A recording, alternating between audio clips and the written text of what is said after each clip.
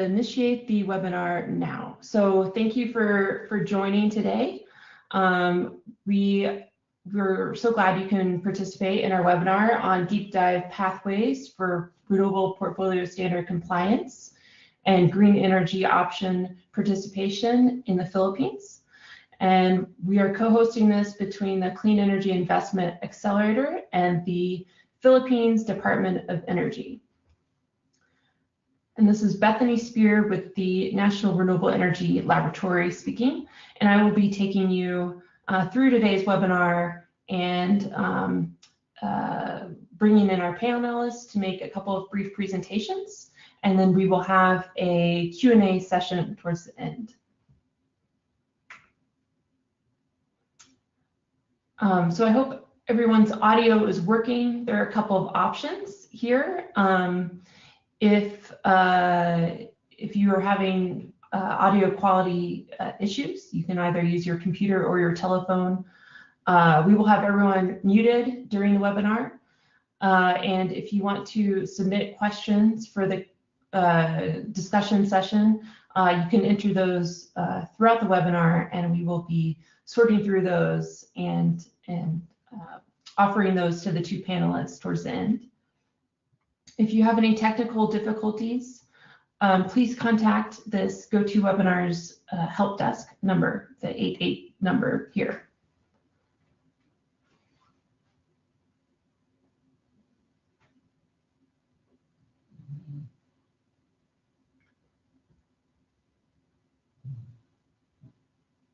So about today's webinar, so the bulk of our presentations, you will hear policy discussions from Director Kaponkal from the Philippines Department of Energy, and also Mr. Marlon Apanada from Allotrope Partners. So a little bit about our speakers. Director Kaponkal comes from the Philippines Department of Energy's Renewable Energy Management Bureau, where she helps lead formulating and implementing policies, plans, and programs related to accelerating the development, transformation, utilization, and commercialization of renewable energy resources, including emerging energy technologies in the Philippines. Mr. Apanada represents Allotrope Partners in the Philippines, and he's based in Manila, where he works to encourage investment in renewable energy by coordinating between various levels of government and business. And I myself, Bethany Spear, sit at the National Renewable Energy Laboratory, where I lead our contribution to the Clean Energy Investment Accelerator and other work in Southeast Asia. So getting into our presentations now, I will briefly talk about the Clean Energy Investment Accelerator and then hand over presentations to our two panelists.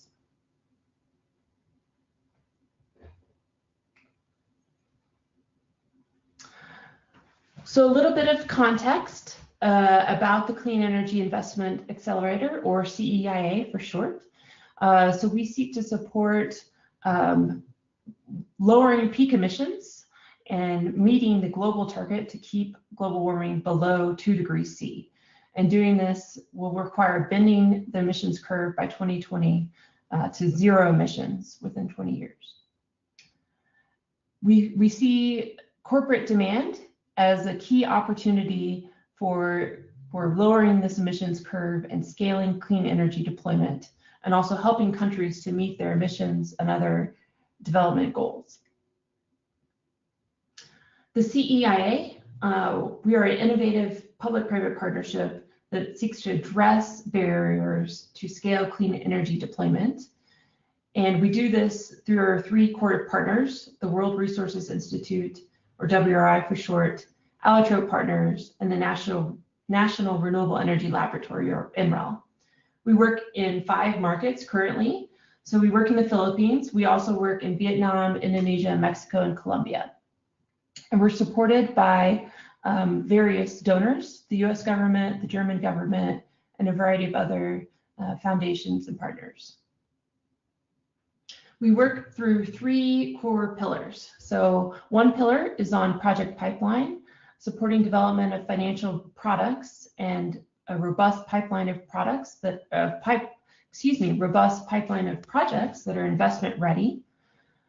We also work on the purchaser side, so helping create clear signals to the market by aggregating purchasers and showing the aggregated opportunity. We also work on the policy side of things, so supporting development of effective policy and regulatory structures. Each of our members brings unique technical expertise to our project. So Allotrope Partners is an international clean energy advisory, investment, and project development firm specializing in emerging markets and technologies. They have extensive experience catalyzing public-private partnerships to scale investment in low-carbon technologies and businesses. They also have experience in financial modeling and analysis and help co-lead RE project design and deal structuring. WRI is a global research organization working at the nexus of environment, economic opportunity, and human well-being. They've done a lot of work on aggregating corporate buyers through the Renewable Energy Buyers Alliance and other networks. They also have experience with joint requests for proposals for projects in the US and India. And they lead training of corporate purchasers as well as help co-lead RE project design. The National Renewable Energy Lab is a US government-funded research laboratory focused on developing and commercializing clean energy technologies. We apply innovative methodologies and tools to assess project feasibility, grid integration considerations, and support creating enabling environments. We lead government engagement, policy and regulatory strengthening, and we work through a variety of bilateral partnerships as well as regional and global learning platforms like the Low Emission Development Strategy Global Partnership and the Asia LEDS Partnership.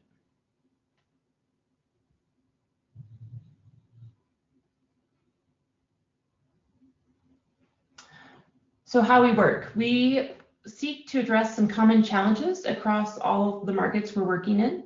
So some of these challenges I'm sure you're familiar with, such as limited knowledge about RE applications in specific contexts, inconsistent regulation or limited incentives, the fact that individual corporates may not have projects large enough to attract the best suppliers and financiers on their own, limited financial models in countries that can reduce project costs, and perceptions of risk from lenders that can result in higher financing costs. So we seek to work with a variety of market stakeholders to address these challenges. And we do this by identifying and proposing policy options to support deployment. We pioneer new demand aggregation models to reduce costs. We seek to attract new suppliers and financiers into the market to improve RE financing and supply options.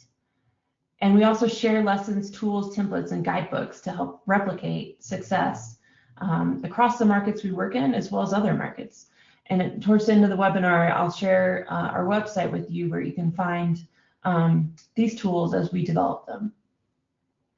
So our targeted outcomes, our intentions are to identify clusters of corporate-supported renewable energy projects that can attract lower cost financing, to create new business models and financial products to lower costs, to facilitate policy breakthroughs, and to help attract new RE suppliers to market, and ultimately to help catalyze new markets or market segments.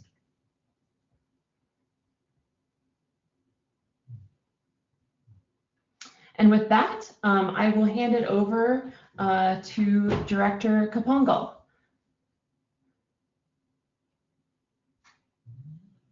Okay, thank you, Bethany. Good day, everyone. Good day.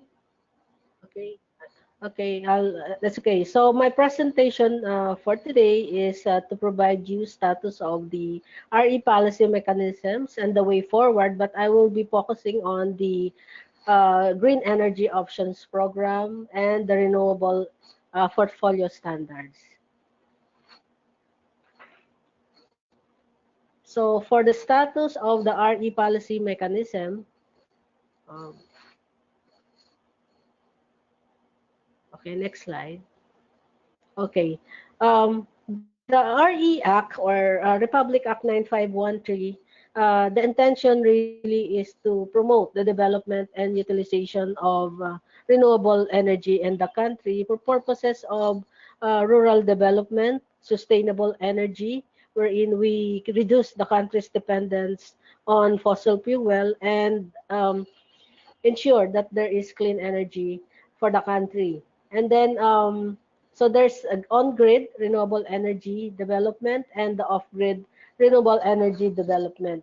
So for on-grid, since the country actually is divided, is an archipelagic country, um, we have a lot of off-grid areas, which is served by mostly diesel, which are expensive fuel. The Renewable Portfolio Standards, if you go by the on-grid RE development, it calls about, it's the mandatory requirement for all the mandated participants to mix or blend certain percentage of renewable energy in their supply to the customer. The Green Energy Option Program, on the other hand, is a voluntary, empowering a qualified end user to choose RE. Now, for the RE, the eligible RE facilities includes biomass, wind energy, solar, run-of-river hydro, ocean, including hybrid and geothermal energy. And after years of, since the start of the RE Act, it was only in 2017 that we were able to promulgate the law. So we were able to promulgate it last December 22, and has become effective on 30 of December 2017. This is because of the clamor or a concern of many of the mandated participants, particularly distribution utilities, that it will impact on the rates to the consumers. But after working with them, explaining to them, and due IEC program or information education campaign, we were able to promulgate the department circular on RPS for on-grid.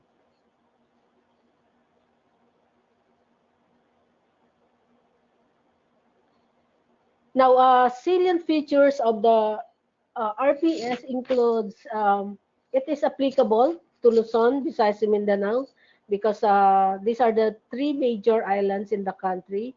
And initially, we set a minimum of 1% annual increment to be applied to the net electricity sale of the mandated participants. So this was made effective last January 2018.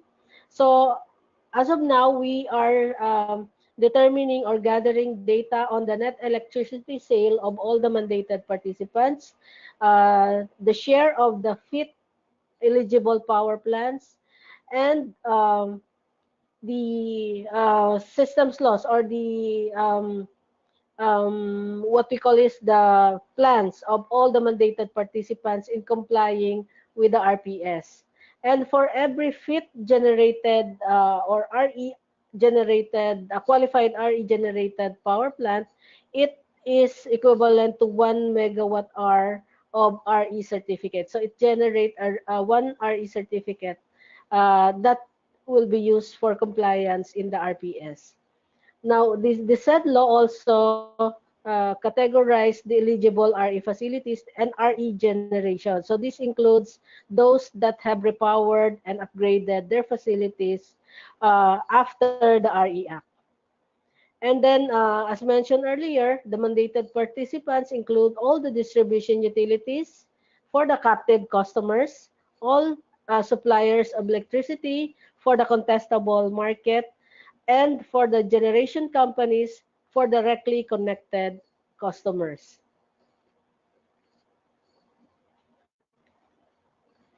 Now, next is, this is one of the policy that was included in the circular or the policy we promulgated, is the need to comply with the competitive selection process. Why? Because we would like to ensure that pass-on rates to the consumers will not be high or will result to a least cost. No? And then the RPS will be complemented by an RE market and the establishment of RE registrar. So right now we are in the process of establishing the RE market. We have already promulgated or we have already drafted the final version of the RE market that will establish the RE registrar. And the engine that will be used is now awarded to a contractor for the development. We're targeting by June of this year to have the RE market in place. And then to ensure that there will be smooth implementation of the RPS, the Department of Energy has created what we call RPS composite team that will work on the RPS compliance requirement and provide reports to the DOE, the ERC, and the NREL to ensure whether or not the program is working or not, or if there's a need to adjust certain policies or implementing rules. So for every September 30th of each year, the Department of Energy will sort of inform all the mandated participants on the status and the need for them to comply on the RPS, on the level. And then there will be an annual review that will be made as basis to determine whether the RPS, the mandated participants, are complying with the rules and the policies.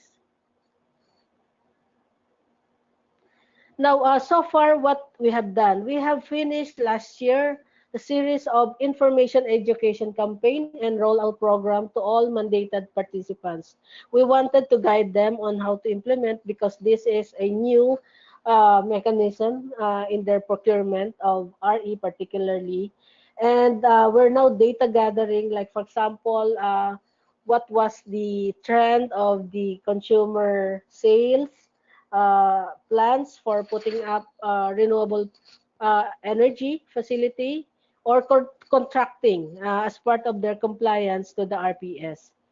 And then this will be reconciled and consolidated with the distribution development plan that each of the mandated participants, particularly the distribution utility, in determining the appropriate RPS minimum requirement.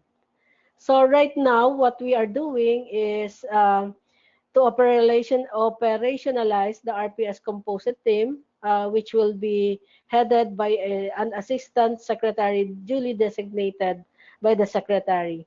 And then we will issue the individual RPS requirement, like it's a sort of a initial figures that we will give them starting second quarter this year, probably after we have completed all the data on the level of their FIT allocated generation, the eligible RE generation, which would translate to an RE certificate. Next is on the Green Energy Option Program. This one is a voluntary and non-regulated activity. So this was promulgated also in July of 2018 last year and has become effective in June and August 22 of 2018. So this is a sort of an empowerment to the consumers who wanted to produce or to source all their REs supply requirements from the renewable energy resources.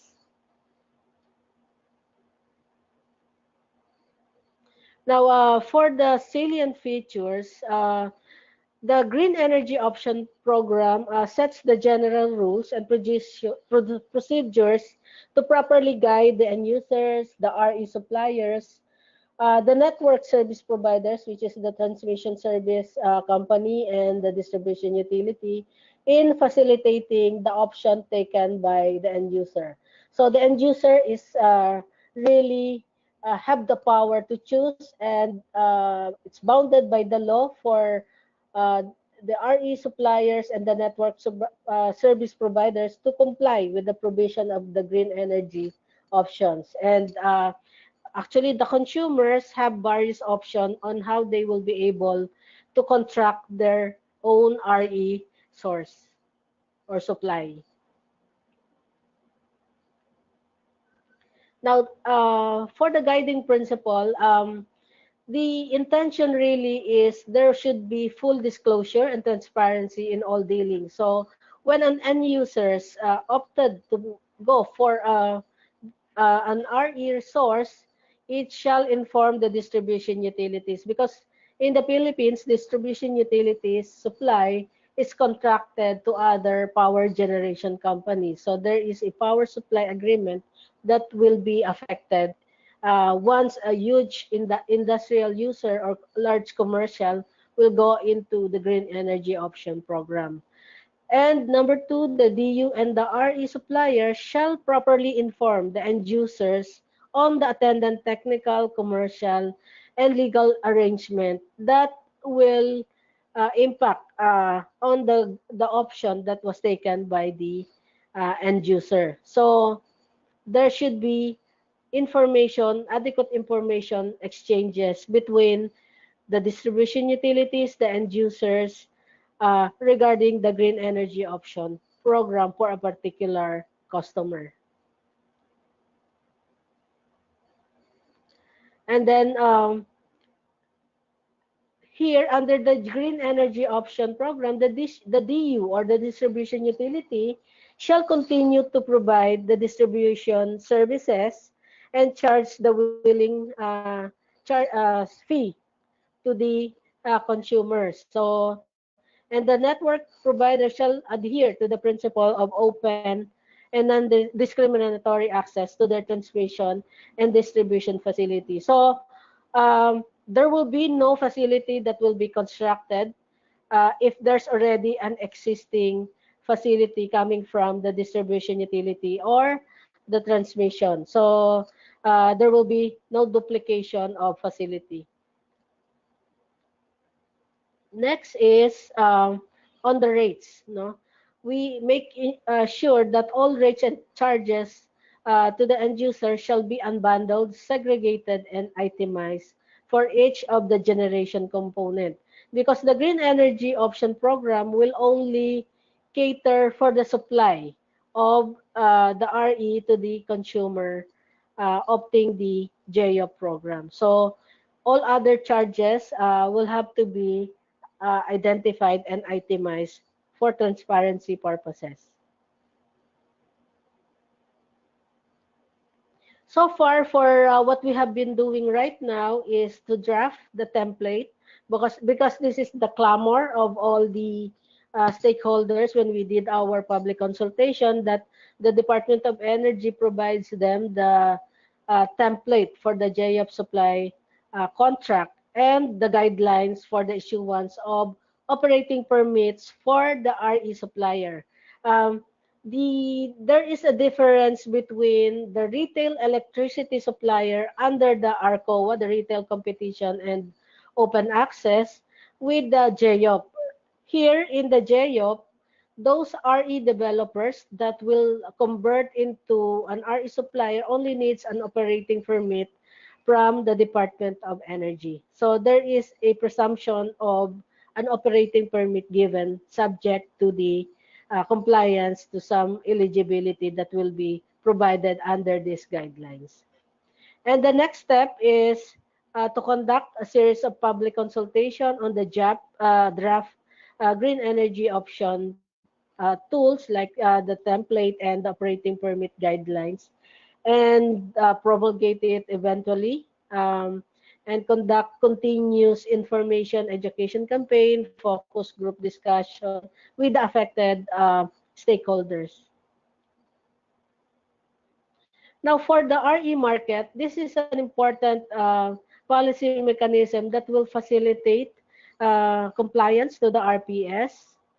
So for every green energy, it earns a certificate that will be used for compliance with the RPS.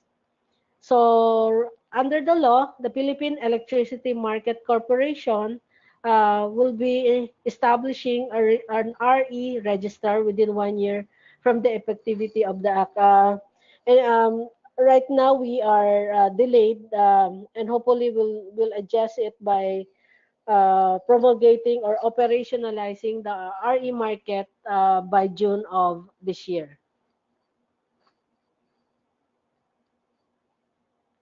So the REM market is a market for trading of RECs, wherein the trading participants will have to inform, no, the RE register whether they comply or they can sell some of the certificate, or they can, where they intend to buy. So this is a sort of an online platform wherein the RE registrar will see the trading or the activities of the trading participants, the buyer and the seller of the RE certificate.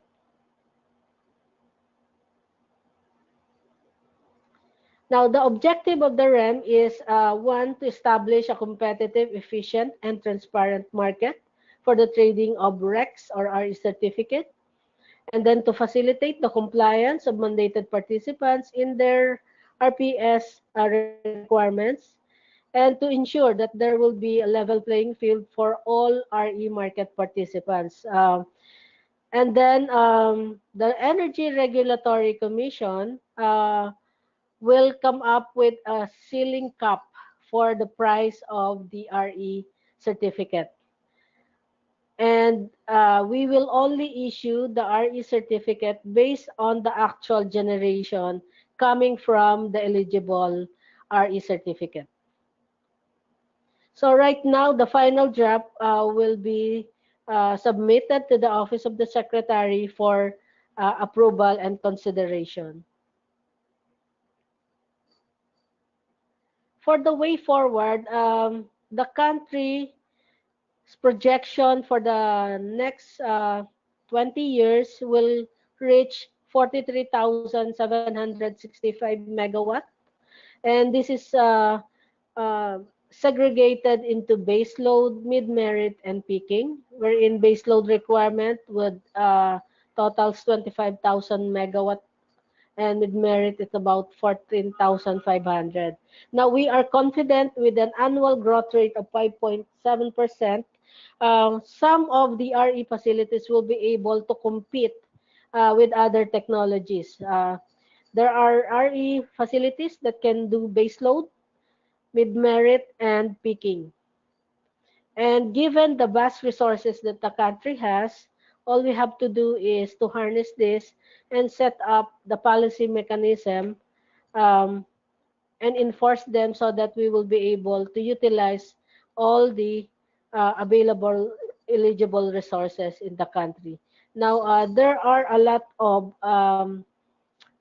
initiative that is being undertaken by the DOE, like coming up with a renewable energy zones wherein potential RE developers can have a window as to where they can put up the facility to come up with a least cost project development.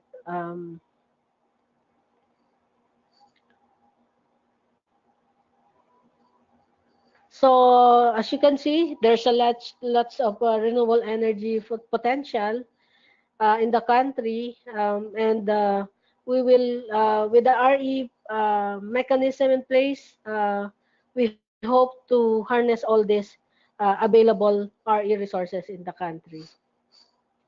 So I think that ends my presentation. Now, for the way forward, we're now into the final drafting of the National Renewable Energy Program that will set a new target. The last or the late that what we have right now has a target of triple the capacity, and we're evaluating it right now, or assessing what are the challenges and what are the policy uh, development or innovative mechanism that we can do to help meet the renewable energy program, uh, setting the new target, and then come up with the remaining RE policy, and then start the RPS composite team operationalization, and continuing collaboration, information education campaign, and public consultation to all RE stakeholders. So that's end my presentation. Thank you. Excellent. Thank you so much, Director Kaponkal. That was excellent. We really appreciate all the great information you provided in your presentation. I think you've offered our participants a lot of great details on these two programs, and hopefully also spurring some good questions. And just a reminder to the participants that as we go, you can submit questions through the question panel on the GoToWebinar control panel that you should have available to you. Great. Thank you, Director Kaponkal. And now I will hand it over to Mr. Apanada. Marlon, would you like to kick off your presentation? Okay. Good evening, everyone.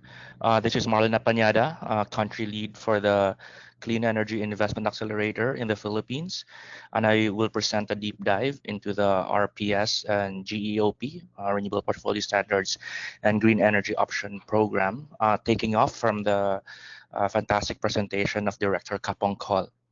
I will start with the paths towards RPS compliance, which should be helpful and interesting with the distribution utilities that we have in the audience, and proceed with the opportunities and challenges for each path, and then go into a discussion into the Green Energy Program, Green Energy Option Program, and then have the a discussion on the interconnection and interrelationship between the RPS and the GEOP.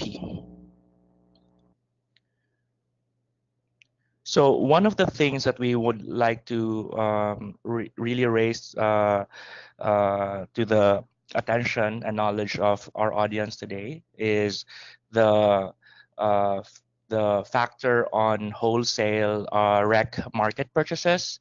The existing wholesale energy spot market right now is undergoing development to accommodate the recording and sale of RECs.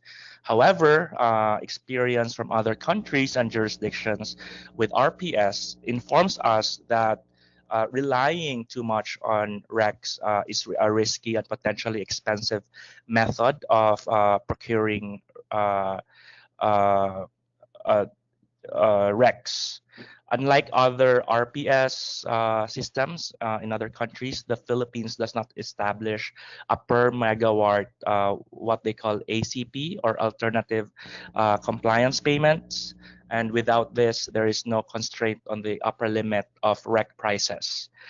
In the case that enough renewable capacity is not brought online in time, REC prices in the Philippines could skyrocket as DUs attempt to avoid the heavy penalties, which include potential criminal liability as per the RPS rules that result from non-compliance.